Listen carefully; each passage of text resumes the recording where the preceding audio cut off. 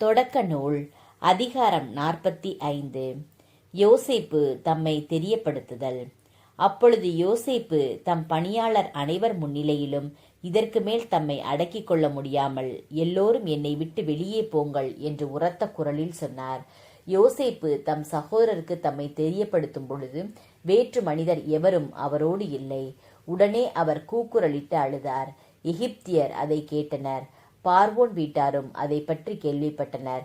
பின்பு அவர் தம் சகோதரர்களை நோக்கி, நான் தான் யோசேப்பு, என் தந்தை இன்னும் உயிரோடு இருக்கிறாரா என்று கேட்டார். ஆனால் அவரை பார்த்து அவர்கள் சகோதரர்கள் திகிலடைந்ததால் அவர்களால் பதில் சொல்ல முடியவில்லை. ஆனால் யோசேப்பு தம் சகோதரர்களை நோக்கி, என் அருகில் வாருங்கள் என்றார். அவர்கள் அருகில் வந்தவுடன் அவர், நீங்கள் எகிப்திற்கு செல்லுமாறு விற்ற உங்கள் சகோதரனாகிய யோசேப்பு நான்தான். நான் இங்கு செல்லுமாறு நீங்கள் என்னை விற்றுவிட்டது குறித்து மனம் கலங்க வேண்டாம், உங்கள் மீது சினம் கொள்ள வேண்டாம். ஏனெனில் உயிர்களை காக்கும் பொருட்டே கடவுள் உங்களுக்கு முன்னே என்னை எகிப்திற்கு அனுப்பியருளினார். நாட்டில் பஞ்சம் தொடங்கி 2 ஆண்டுகளே ஆகியுள்ளன. இன்னும் 5 ஆண்டுகள் உழவோ அறுவடையோ இராது.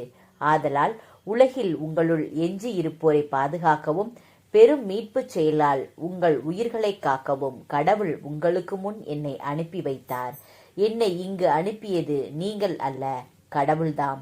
அவரே என்னை பார்வோனுக்கு தந்தையாகவும் அவர் வீடு முழுவதற்கும் தலைவராகவும் எகிப்து முழுவதற்கும் ஆளுநராகவும் ஏற்படுத்தியுள்ளார்.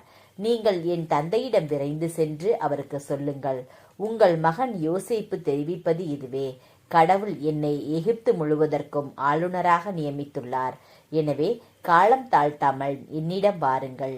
நீங்களும் உங்கள் பிள்ளைகளும் உங்கள் பிள்ளைகளின் பிள்ளைகளும் உங்கள் ஆடு மாடுகளோடு உங்களுக்கு சொந்தமான யாவற்றையும் கோசேன் பகுதியில் எனக்கு அருகில் குடியேறி வாழலாம். அங்குள்ள உங்களை நான் பேணி காப்பேன். ஏனெனில் இன்னும் 5 ஆண்டுகள் பஞ்சம் இருக்கும். இங்கு வராவிடில் நீங்களும் உங்கள் குடும்பத்தாரும் உங்களுக்குள்ள அனைத்தும் வறியோராய் வாடுவீர்கள். இதோ உங்களோடு பேசுவது என் வாய்தான் என்பதை நீங்களும் என் சகோதரன் பென்யமீனும் கண்ணார காண்கிறீர்கள். நான் எகிப்தில் அடைந்துள்ள சிறப்பு அனைத்தையும் நீங்கள் இங்கு கண்ட யாவற்றையும் என் தந்தைக்கு தெரிவியுங்கள். விரைந்து போய் என் தந்தையை இங்கே அழைத்து வாருங்கள் என்று கூறினார். பிறகு தம் சகோதரன் பென்யமீனை அரவணைத்து அவன் தோளில் தலை சாய்த்து கொண்டு அழுதார். பென்யமீனும் அப்படியே அவர் தோளில் தலை சாய்த்து கொண்டு அழுதான். பின்பு யோசேப்பு தம் சகோதரர் யாவரையும் முத்தமிட்டு அழுதார். இதன் பின் அவர்கள் அவரோடு உரையாடினர். யோசேப்பின் சகோதரர்கள் வந்துள்ளனர் என்ற செய்தி பார்வோனின் அரண்மனைக்கு எட்டவே பார்வோனும் அவன் அலுவலர்களும் அகமகிழ்ந்தனர். அப்பொழுது பார்வோன் யோசேப்பை நோக்கி கூறியது, நீர் சகோதரர்களுக்கு இவ்வாறு சொல்வீர், நீங்கள் செய்ய வேண்டியது யாதெனில், உங்கள் கால்நடைகளின் மேல் பொதியேற்றி கானான் நாட்டிற்கு திரும்பிச் சென்று அங்கிருந்து உங்கள் தந்தையையும் உங்கள் குடும்பங்களையும் அழைத்து கொண்டு என்னிடம் வாருங்கள். நான் உங்களுக்கு எகிப்து நாட்டின் சிறந்த பகுதியை தருவேன். நீங்களும் நிலத்தின் வளமையை அனுபவிக்கலாம். சகோதரர்களுக்கு நீர் மீண்டும் சொல்ல வேண்டியது, நீங்கள் இவ்வாறு செய்யுங்கள், உங்கள் குழந்தைகளையும் மனைவியரையும் அழைத்து வருமாறு எகிப்து நாட்டினின்று வண்டிகளை கொண்டு போங்கள். உங்கள் தந்தையையும் அழைத்து கொண்டு வந்து சேருங்கள்.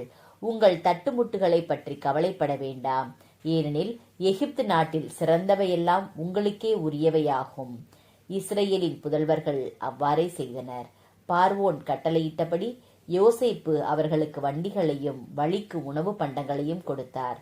மேலும் அவர்களில் ஒவ்வொருவனுக்கும் வேறு புத்தாடைகளும் கொடுத்தார். பென்யமீனுக்கோ 300 வெள்ளிக்காசுகளும் 5 ஆடைகளும் கொடுத்தார். அப்படியே தம் தந்தைக்கு 10 ஆண் கழுதைகளின் மேல் எகிப்தின் சிறந்த பொருள்களையும் அவரது பயணத்திற்கு 10 பெண் கழுதைகளின் மேல் தானியத்தையும் அப்பம் முதலிய உணவு வகைகளையும் ஏற்றி அவர்களோடு அனுப்பி வைத்தார். பின்பு அவர் தம் சகோதரர்களை வழியனுப்பி வைத்தார். அவர்களை விட்டு பிரியும் பொழுது, நீங்கள் வழியில் சச்சரவு செய்யாதீர்கள் என்று சொல்லி அனுப்பினார். அவர்கள் எகிப்திலிருந்து புறப்பட்டு கானான் நாட்டிலிருந்த தங்கள் தந்தை யாக்கோபிடம் வந்து சேர்ந்தனர். அவர்கள் அவரிடம், யோசேப்பு இன்னும் உயிரோடு இருக்கிறார், அவரே எகிப்து நாட்டு முழுவதற்கும் ஆளுநர் என்று அறிவித்தனர். இதை கேட்டு யாக்கோபு மன அதிர்ச்சியுற்று அவர்கள் சொன்னதை நம்பவில்லை. ஆனால் யோசேப்பு அவர்களுக்கு சொன்ன யாவற்றையும் அவருக்கு அவர்கள் சொன்னதையும் கேட்டு யோசேப்பு அவரை அழைத்து வர அனுப்பியிருந்த வண்டிகளையும் கண்டு அவர்கள் தந்தை யாக்கோபு புத்துயிர் பெற்றவர் ஆனார்.